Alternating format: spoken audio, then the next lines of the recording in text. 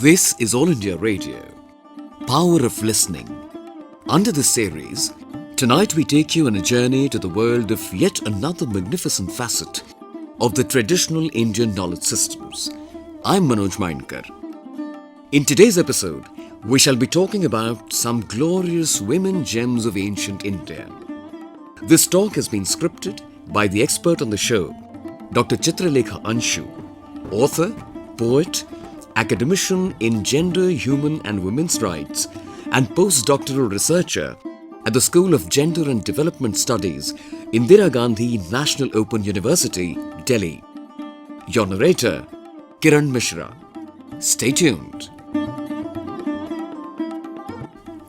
Namaskar to all the listeners.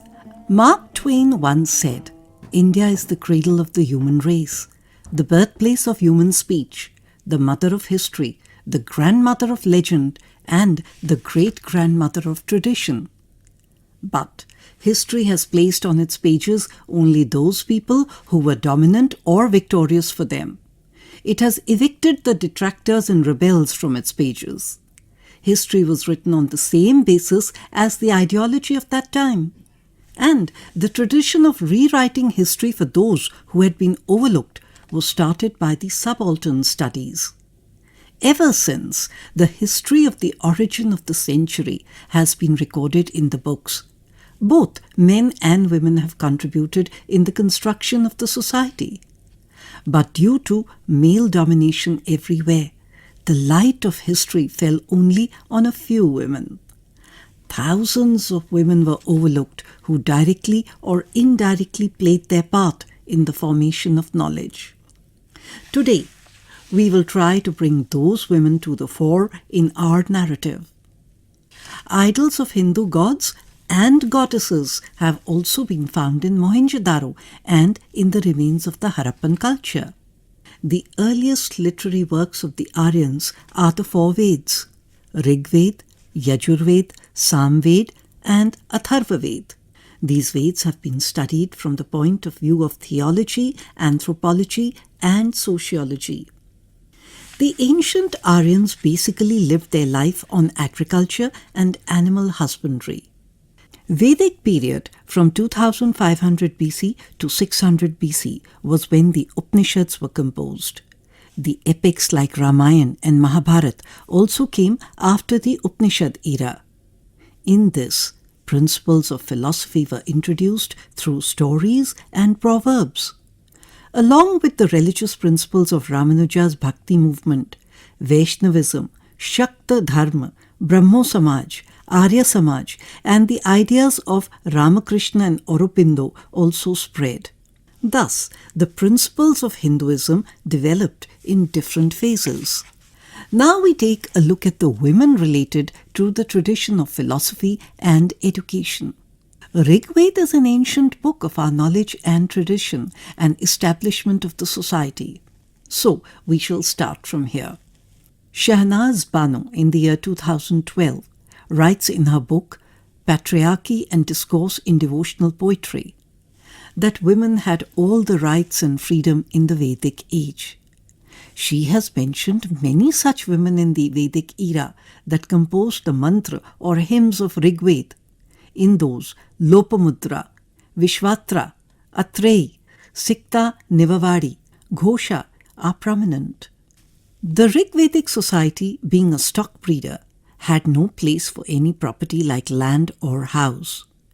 But wars were rumbled for animals because at that time animals were the source of wealth. And we find mention of women participating in the war in some hymns of Rig Veda. The hymns of the 1st, 5th and 10th mandalas are very important, in which women have been described who rumbled for the animals. In the first mandala, there are indications of Vishwapal not only participating in the war but also getting injured. In the 5th mandala, the supreme courage and ability of a woman named Shashiyasi has been described. Similarly, in the 10th mandala, there is evidence of Mugdalani being present in the war as a charioteer. The contents of the sages included in the 5th, 8th and 10th mandalas, which are books of the Rig Veda, seem to be almost identical.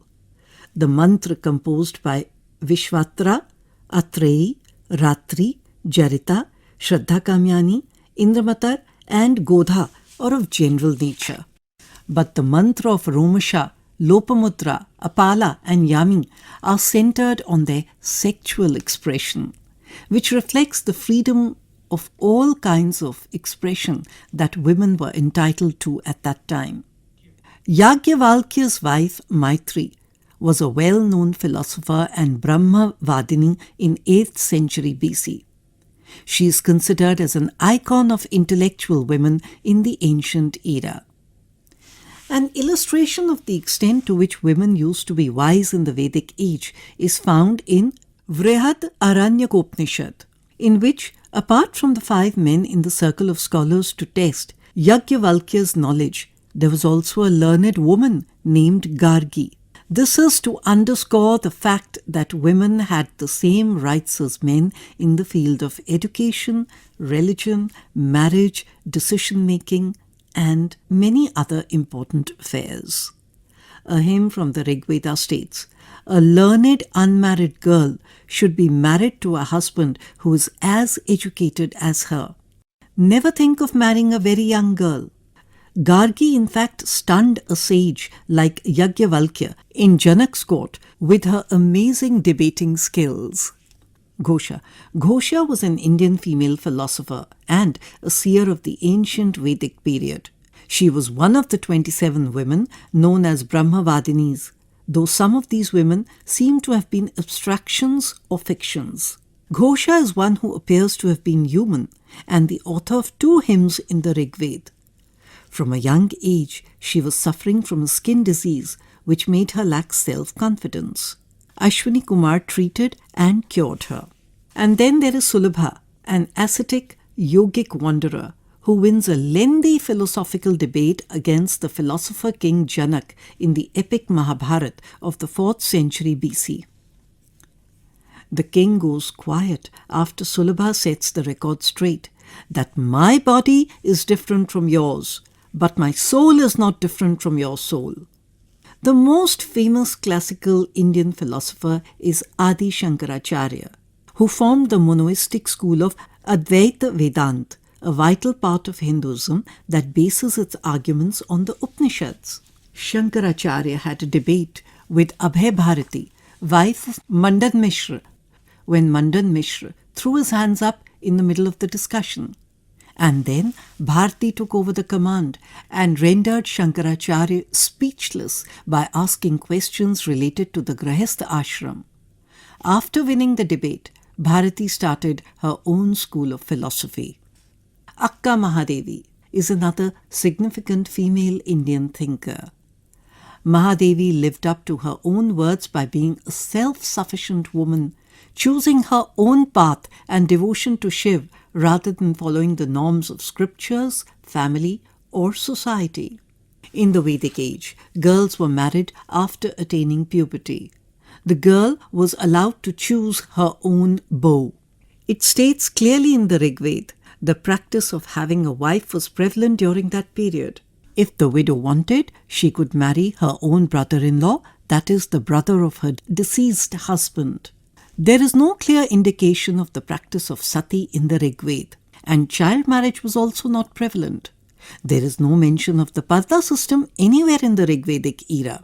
The daughter-in-law shared the same place while eating and drinking with her father and mother-in-law. The women had the freedom to step out of the house. They wore attractive clothes, ornaments, and participated in yajna and social functions at their own will. Some references suggest that women played the role of warriors in the battlefield. Vishpala went to war with her husband, and there she broke one leg of hers. She was treated by Akashvani Kumar. Women in this period are clearly visible in the field of education and philosophy. But when it came to politics, it was considered beyond her reach. Even in the present times, often when the men of the house talk politics, most of the women in the household do not participate. Or it is assumed that they'll not be aware of politics. So, it would be exciting to see whether women did engage in serious topics like politics from the very beginning, or did they not? History has been re-evaluated in the last few decades to examine the political status of women. The Rig Veda informs us that Yashi, along with other Rishikas, went to Vidat, that is the council, to debate on important issues. So it appears that the women members were not silent participants in many cases. The Atharva Ved shows that the women also participated in the committee. The later Vedic age saw the rise of a relatively complex political, social and economic organization in which the tribal and matriarchal institution was replaced by class, regionalism and patriarchal elements. Buddha asked Vishaka to conduct a judicial inquiry and give a verdict on the disputed matter. Along with this, hundreds of theories have been written about their life and knowledge-related experience to Buddhism in Therigatha. It is a pointer to the notable presence of women in the democratic order of the Sangh as a political entity. There are various inscriptions and individual stories centered on kings that speak of several queens who joined politics either after the death of their husbands or being the only child of their father, which included Tisarakha and Kauravki, wives of King Ashok, and Naganika and Gautami Balasri, wives of Sri Satkarni. There is a long and impressive list of Vedic sacrifices performed by Naganika, indicating matriarchal influence on the Vedic and Brahmanical patriarchal tradition, which did not allow women to be sacrificed. We also learn of Prabhavati Gupta, the daughter of Chandragupta II, who acted as the regent in Vakataka kingdom to her minor sons Divakar Sen and Damodar Sen. After 2 centuries of Buddhist society, between the 8th to 12th century, Orissa saw the political rise of women in a regional dynasty. In Orissa, Queen Tribhuvan Mahadevi of the Bhaumkara dynasty was placed on the throne after the death of her father. After that, 6 other queens ruled, of whom 5 were the wives of the ruling kings. The 6th female ruler was Dandi Mahadevi, the daughter of the reigning queen Gauri, who was mentioned in various inscriptions as a just and capable ruler. Siddharaga Jaisingh's mother, Minal Devi, ruled parts of Gujarat as an independent ruler. Another powerful independent female ruler of this period was Rani Didda, who ruled Kashmir after the death of her husband. Her importance can be gauged from the fact that even during her husband's reign, the king issued coins jointly with her. Furthermore, after his coronation, he manifested himself a counterpart of Didda Devi as Didda Dev. Rudradev Maharaj had no son, and so he brought up his daughter Rudraamba and groomed her from her childhood. And she went on to receive the title of Rudradev Maharaj. Queen Balla Mahadevi of the Alupa dynasty took control of southern Kannada in the 13th century with the title of Maharaj Dhiraj Prabala Sadak. In southern India, we know of Queen Ulag Mulu Dudayal, who was coronated with her husband Veer Rajendra. We also know of Queen Chattabarse, who was coronated with Maya Vannarasa. There were a few other Indian queens also who participated in politics independently, and they were free enough to issue grants without the permission of the king. One of them was the Rashtrakuta queen Sila Mahadevi and the Chalukya queen Vijaya Mahadevi. Probably both the queens later ruled together with their husbands. There are many cases where after the death of the king on the battlefield, the queens continued the war. This shows that military training was part of the education for most of the girls born in the royal family. Dahir's widowed sister Rani Bai fought against Muhammad bin Qasim in Sindh.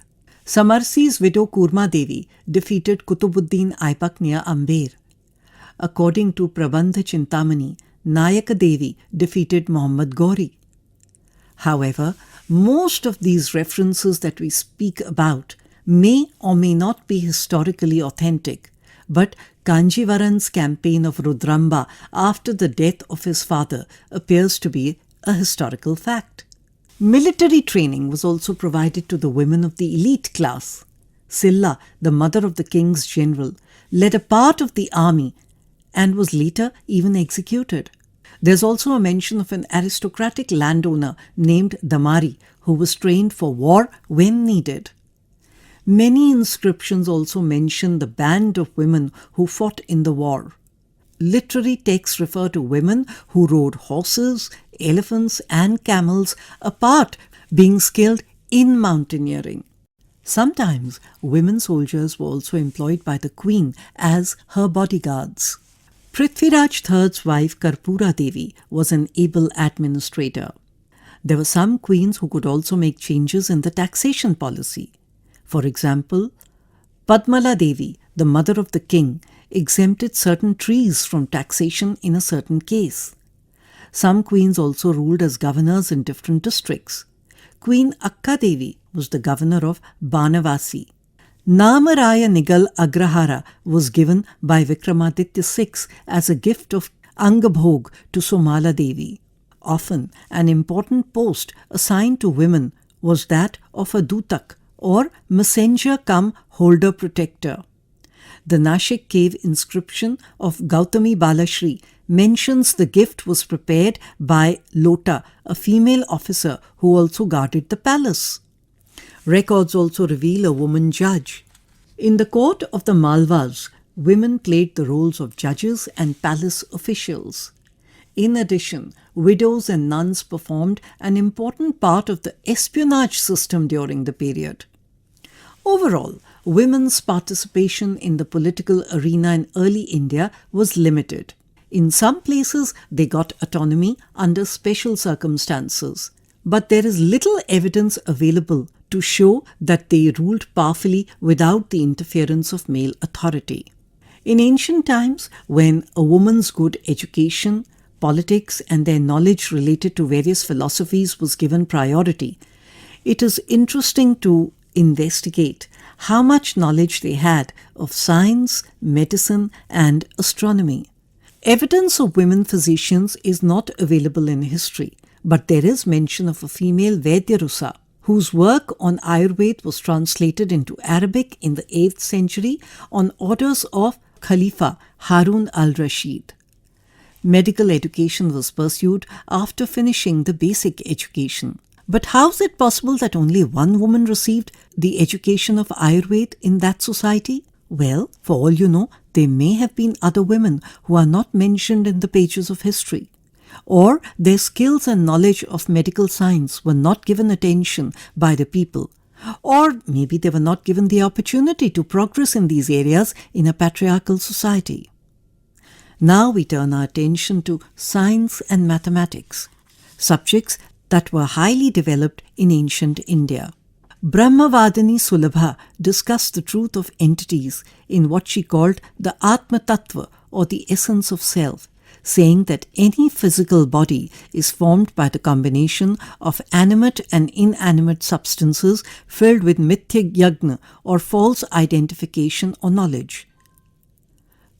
According to her, the unity of this Atma Tattva is understood, the diversity is dissolved, and then the Swa, self, and Para, others, cease to exist. This definition is considered a part of physiology. Bhaskar II in 12th century has also taken the help of his daughter Leelavati's intellect in mathematics. It is said that Leelavati was as much an active collaborator with her father as the subject of many of his mathematical verses. There is a book named Leelavati of Bhaskar's mathematics solution, which belongs to her. Varaha Meher's daughter, Khana or Khona, became popular due to her knowledge of mathematics during the 5th century AD. Varaha Meher, a prominent member of the royal court of Chandragupta II Vikramaditya, was a great mathematician and astronomer. He wrote the original works of Pancha Siddhantika and Brihat Samhita. A story goes that one day Varaha Meher returned home upset because the king wanted to know the number of stars in the sky, and Varaha Meher was unable to answer. Khana is said to have given the mathematical solution to the problem. which her father told the king the next day. Let us take a look at art, dance, music and sports and the role of women in these fields. There is evidence of Mandodari being a dancer in the time of Ramayana, Usha, wife of Pradyumna, in the Mahabharata, and Amrapali being a dancer during the time of Buddha. In the Gupta period, there is reference of a great dancer, Malvika, whose mention we find as a heroine in the drama of Kalidas. In India, dance and music have been considered as a way of worshipping God. During the period belonging to the Vijayanagar Empire, Krishnadev Rai established a Ganika Nagar for dancers. Bharatnatyam, Kathakali, Kuchipudi and Yakshagana were in full bloom along with Kathak during this period.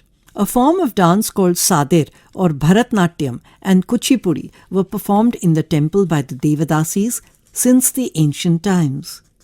This dance was passed from one generation to the other, but it got lost during the medieval era. It was revived by the pioneer artist E. Krishna Iyer, who introduced the dance form as Bharatnatyam. Later on, Rukmani Devi Arundale brought the dance outside the temple premises onto the proscenium stage.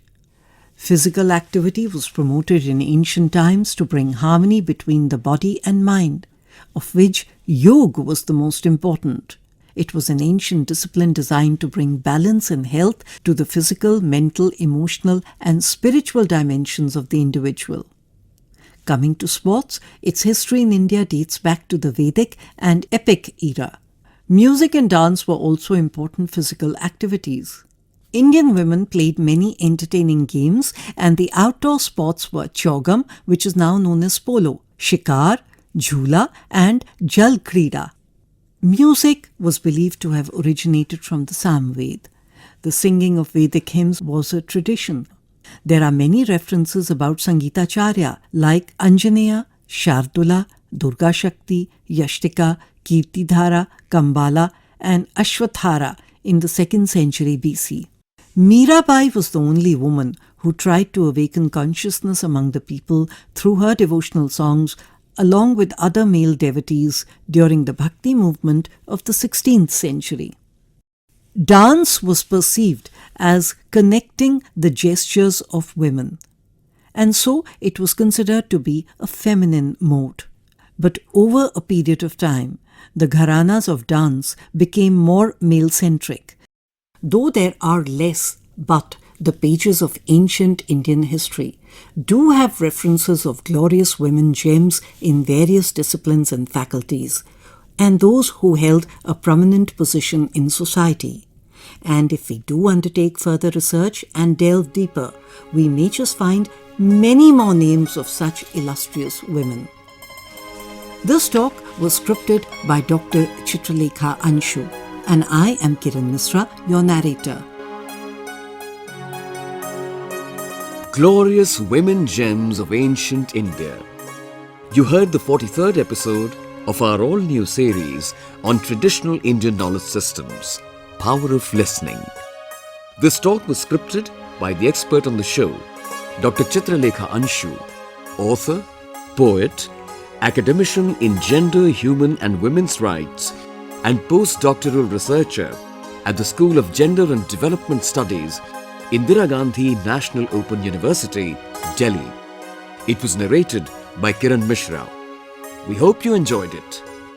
This episode was produced by Vinod Kumar and Randheer Thakur. The program is also available on our official YouTube channel, Akashvani AIR. Be there on the 29th of July, same time, same frequencies. This is Manoj Mainkar signing off from Delhi. Bye for now.